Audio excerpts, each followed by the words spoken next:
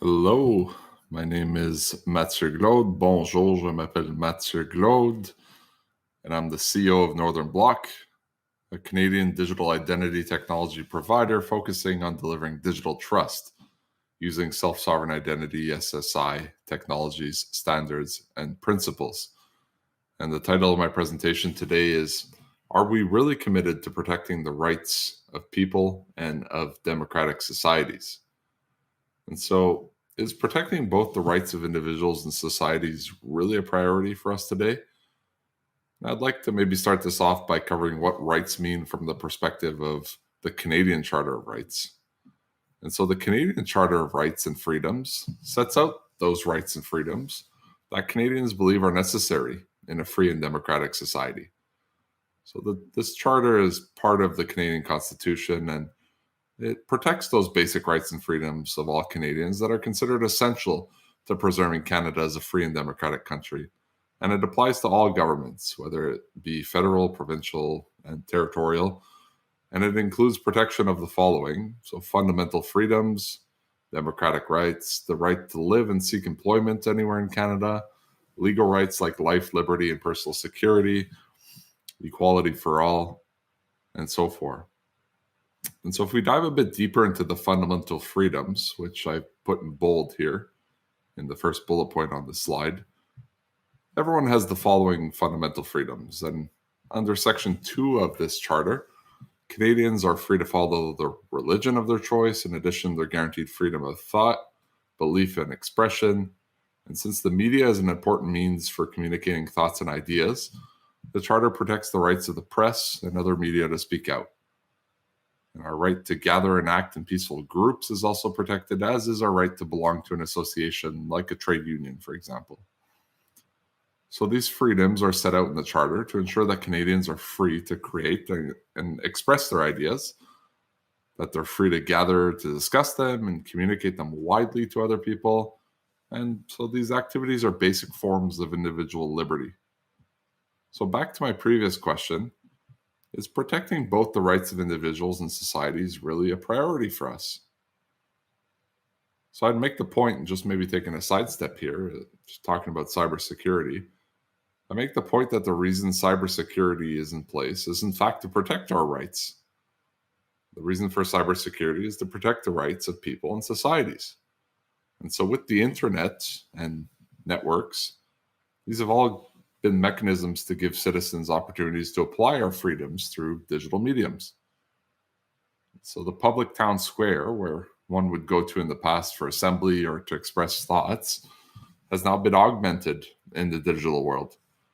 And a town square that maybe in the past could have received tens or hundreds or maybe thousands of people can now basically support an infinite amount.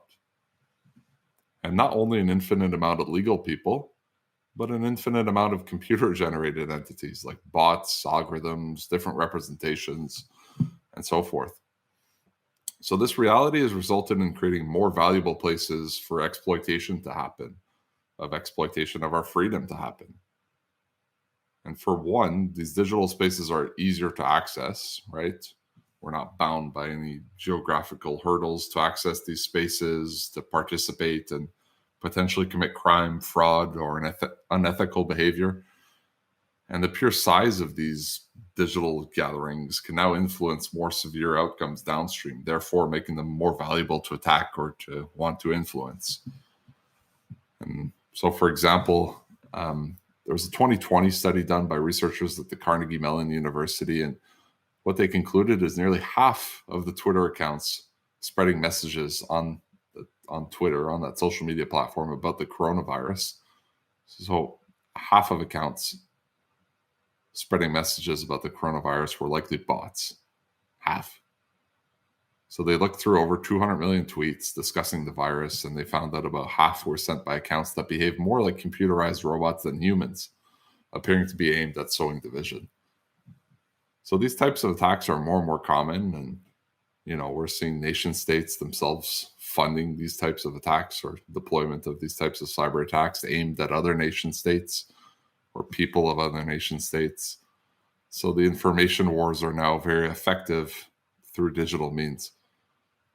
So Like, another question, why are these types of situations actually happening? And do we actually care about delivering this promise of protecting our rights? So I'd say the private sector has realized that in order to protect their customers, they must put in place preventative mechanisms. And as cloud based systems continue to grow in processing power, scalability, and flexibility, the use of cloud computing is definitely continuing to rise. I was just looking at some statistics from a Forbes article um, saying that companies are predicted to spend 13 billion on cloud security tools by 2023, up from 5 billion in 2018. It's a pretty big increase. Companies spending on cloud security solutions is increasing at 27% per year, just like companies spending on infrastructure protection is increasing at 8% per year. So all of this spend on cybersecurity logically results in the growth of the market of cybersecurity solution providers. So a lot of us folks here today that would fall under that basket.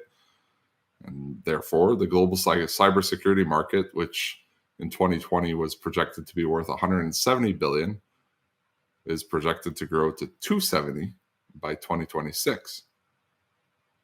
But again, is all of this spend working to protect the rights of people? More and more money is being spent on cybersecurity. The cybersecurity market of solution providers is growing. And I even have here on the slide the recent federal budget commitments to show you how important this is for fighting misinformation. And basically, it's become a national defense issue.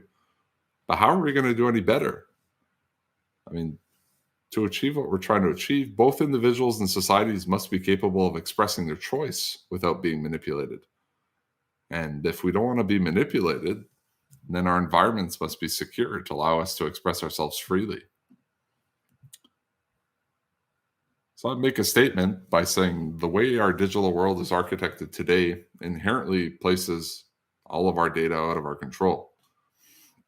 So when I live in the digital world or metaverse or however we're calling it today, in reality, I'm just dependent on someone else holding and securing data about myself, right?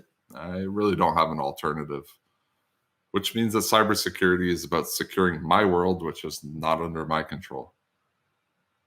And if I step back to just talking about nation states for a minute, this is where I started the presentation, talking about basic rights and freedoms of individuals and societies. So a nation state or a sovereign state, also known as a sovereign country, by definition is a political entity that is represented by one centralized government that has supreme legitimate authority over territory, physical territory, and international law defines sovereign states as having a permanent population, a defined territory, one government, etc. So nation states exert sovereignty over a physical territory and the people that reside inside that physical territory. But do governments matter in the digital space? So I'd say tech companies definitely have sovereignty over their digital space. I mean, they architect their rules, the algorithms, data that they work with. And there's big social conversations happening today about how algorithms that control the flow and access to information should be made open and transparent. And just at the time of this, where we're just seeing one of the biggest social media platforms that controls flow of information move to Elon Musk, which is going to be an interesting thing. But do governments matter in the digital space versus the physical spaces where they're in charge, basically, as I described through the Charter of Rights as the example in this presentation? Are they able to govern over the Charter of Rights in the digital world? Not sure. But again, I would say technology companies definitely do exert sovereignty over their digital space. And if I use two examples, if I go back the first example into January 6th, 2021, where a mob of supporters of President Donald Trump attacked the United States Capitol in Washington, the response of this attack went to tech companies, not governments. The tech companies were empowered to deplatform the president of the US and certain other platforms like Parler.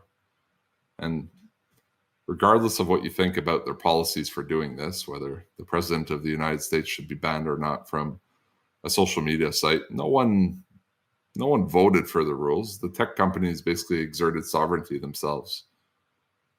And the second example is that I could use here is with the SolarWinds hack, where a little before in early 2020, hackers secretly broke into Texas-based SolarWinds systems and added malicious code into the company's software system. And this was a major cyber attack suspected to be committed by a group backed by the Russian government, which penetrated thousands of organizations globally, including multiple parts of the United States federal government. And who found out about this attack? It was Microsoft. Microsoft found out, and Microsoft decided how to attack back.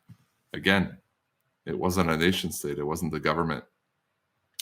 So does the government matter in digital space?